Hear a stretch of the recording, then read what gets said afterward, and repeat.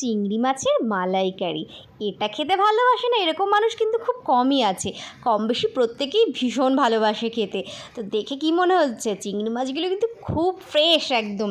তো চিংড়ি মাছগুলোকে ভালোভাবে আমি ধুয়ে পরিষ্কার করে নিয়েছি, তাতে এবার নুন হলুদ মাখিয়ে রাখছি।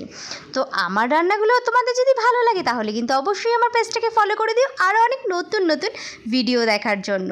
তো চিংড়ি মাছগুলোকে একটু নুন হলুদ দিয়ে একটু মেখে রাখবো, তাহলে না চিংড়ি মাছটার ভেতরে নুনটা বেশ ভালোভাবে ঢুকে যাবে। তো চিংড়ি মাছটাকে আমার ভালোভাবে মাখা হয়েছে, এখানে আমি বেশ খানিকটা চিংড়ি মাছই নিয়ে নিয়েছিলাম। আর চিংড়ি মাছটাকে আমি সাইডে সরিয়ে রেখে চলো একটা মশলা বানিয়ে নিই। এখানে মশলার জন্য নিয়ে নেব দুটোই বড় সাইজেরই পেঁয়াজ বলতে পারো, খুব একটা ছোট সাইজের নয়, দেখেই বুঝতে পারছো। আর 4-5 কোয়া মতন রসুন দিয়ে দিয়েছিলাম। তোমরা চাইলে রসুনটা অ্যাভয়েডও করতে পারো, কিন্তু রসুনটা দিলে ফ্লেভারটা কিন্তু মন্দ আসে না, আমার কিন্তু বেশ ভালোই লাগে। বাস পেস্টটা বানিয়ে নেওয়া হয়ে গেল। চিংড়ি মাছের মালাইকারিতে কিন্তু খুব একটা বেশি একদমই ঝামেলা নেই, অথচ খেতে দুর্দান্ত লাগে যদি একটু ভালোভাবে পরিপাটি করে রান্না করা যায়। তো আমার হাতে চিংড়ি মাছ খেতে তো সবাই মোটামুটি ভালোই বাসে, তো ভাবলাম তোমাদের সাথে একটু শেয়ার করি। তোমরা এইভাবে একদিন চিংড়ি মাছ বানাতে পারবে, খেতে তোমাদেরও দুর্দান্ত লাগবে। চিংড়ি মাছগুলোকে একদম সর্ষের তেলের মধ্যে হালকা আছে অল্প করে ভেজে নেব, খুব একটা বেশি করে কিন্তু আমি ভাজবো না।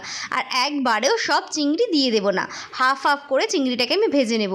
একবারে না, সব চিংড়ি দিলে চিংড়িগুলোর মধ্যে যে এক্সট্রা জলটা থাকে ওটা বেশি পরিমাণে বেরিয়ে গিয়ে চিংড়িগুলোকে ভেঙে যেতে পারে, বা চিংড়িগুলো আরও বেশি গুঁড়ো গুঁড়ো হয়ে যেতে পারে।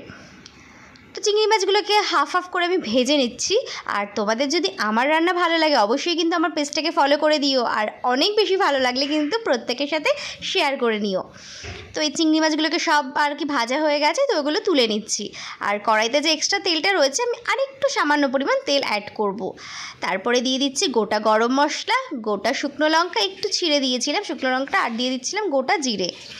আর আমি ওদিকে নারকেলটা মিক্সিতে দিয়ে বেটে আর কি সেটার মধ্যে গরম জল দিয়ে ভিজিয়ে রেখেছিলাম।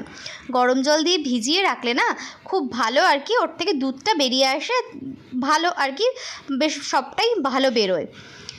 দিয়ে দিলাম বেশ খানিকটা যে মশলাটা করে রেখেছিলাম পেঁয়াজ আর রসুনের, সেই মশলাটা একদম হাই ফ্লেমে পেঁয়াজ আর রসুনটাকে আমি ভালোভাবে একটু নুন দিয়ে ভেজে নেব। সামান্য একটু নুন দিয়েছিলাম, খুব একটা বেশি পরিমাণে নয়, তাহলে কি পেঁয়াজটা খুব ভালোভাবে ভাজা হয়ে যায়। দেখতেই পাচ্ছ পেঁয়াজের রঙটা চেঞ্জ হয়ে এসেছে। তারপরে দিয়ে দিলাম আদা বাটা। এখানে খুব একটা বেশি আদা বাটা দেওয়ার দরকার নেই, তোমরা চাইলে আদা বাটা নাও দিতে পারো। আমি এখানে সামান্য একটু আদা বাটা দিয়ে দিলাম। আবার একটু মশলাটাকে ভালোভাবে ভেজে নিলাম। এই মশলাটা কিন্তু ভালোভাবে ভেজে না নিলে গ্রেভিটার টেস্টটা কিন্তু ঠিকঠাক করে আসবে না। তারপরে যে রেগুলার মশলাগুলো আমরা ইউজ করি সেগুলোই দিয়ে দিলাম, একটু হলুদ গুঁড়ো, একটু জিরে গুঁড়ো, একটু লঙ্কা গুঁড়ো, একটু ধনে গুঁড়ো, ওই 1 টিস্পুন মতনই দিয়ে দিলাম। খুব একটা বেশি কিন্তু আমি এখানে মশলা ব্যবহার করছি না। এইবারে এটা হচ্ছে মেইন প্রসেস বলতে পারো চিংড়ি মাছের মালাইকারির। সেটা আমার মনে হয় এটা করলে চিংড়ি মাছের মালাইকারির খুব একটা বেশি আর কি টেস্ট চলে আসে। যতবার আর কি দুধ দিয়ে মশলাটাকে কষানো হবে ততবারই রঙটা তত বেশি ভালো চলে আসবে। দেখতে পাচ্ছ প্রথমে একটু দুধ দিয়ে দিলাম, তার জন্যই রঙটা কত ভালো এসে গেছে। ব্যাস দুধটাকে শুকিয়ে নিয়ে আবারও একটু পরিমাণে নারকেলের দুধ দিয়ে দিলাম। এই দুধটা কিন্তু একদম ছিল, মানে নারকেলটা থেকে চেপে এই দুধটা বার করেছিলাম, তারপরে গরম জল দিয়ে নারকেলের দুধ বার করেছি। এটা একদম মিল্কই বলতে পারো, কোকোনাট মিল্ক। তো তারপরে আর কি আবারও একটু লো ফ্লেমে মশলাটাকে ভালোভাবে কষিয়ে নিয়েছি। ওপর থেকে পুরো তেল যখন বেরিয়ে গেছে তখনই বুঝতে হবে যে মশলাটা আমাদের পুরোপুরি কষানো হয়ে গেছে। বাস তারপরে আবারও একটু ভালোভাবে কষিয়ে নিলাম। আমাদের মশলাটা পুরোপুরি তৈরি হয়ে গেছে। এইবারে দিয়ে দেবো বেশ খানিকটা চিনি। যেহেতু আমার নারকেলটা একদমই মিষ্টি ছিল না, তো সেহেতু চিনিটা পরিমাণে একটু বেশি দিলাম। তোমাদের নারকেল যদি বেশি থাকে তাহলে চিনিটা এখানে নাও দিতে পারো। বাস মশলাটা তো কষানো হয়ে গেছে। এইবারে দিয়ে দেবো যে দুধটা বের করে রেখেছিলাম, সেই দুধটা আমি এখানে একটু পরিমাণে একটু বেশিই দেবো। তাহলে না যত চিংড়িটা ফুটবে তত চিংড়িটা বেশি সফট হবে। আর মালাইকারির চিংড়ি কিন্তু একটু সফট না হলে কিন্তু ভালোই লাগে না। দেখতে পাচ্ছ কি সুন্দর রঙটা এসেছে দুধটা দেওয়ার সাথে সাথে, না বেশ কিন্তু ভালো এসেছে। এটাকে এবার বেশ খানিক সময় ফুটতে দেবো। দিয়ে দেবো স্বাদ মতো নুন আর স্বাদ মতো চিনি। চিনিটা যেহেতু আগে একটু দিয়েছিলাম সেটা মাথায় রেখেই তারপরে দিয়ে দেবো যে ভেজে রাখা চিংড়ি মাছগুলো, সেইটা দিয়ে দিলাম। ওই মিনিট 5 মতন ফুটতে দেবো ভালোভাবে, কারণ চিংড়ি মাছটা যত বেশি ফুটবে তত বেশি সফট এবং গ্রেভিটাও তত বেশি থিকনেসটা ঠিকঠাক চলে আসবে। বাস দেখতেই পাচ্ছ রঙটা কতটা সুন্দর এসে গেছে। এবার এটাকে এর মতন ছেড়ে দিয়ে 5 মিনিটের মতন ফুটতে দেবো। একটু ঢেকে দিলাম, ঢেকে দিলে চিংড়ি মাছগুলোর মধ্যে ঝোলটা ভালোভাবে ঢুকে যাবে আর চিংড়ি মাছগুলো খুব ভালোভাবে নরম হয়ে যাবে। ঝোলটা একেবারে শুকিয়ে গেছে এবং আমি একটু ঝোলঝুলি রাখবো। আমাদের বাড়িতে প্রত্যেকে চিংড়ি মাছের মালাইকারির ঝোলটা খেতে ভীষণ ভালোবাসে।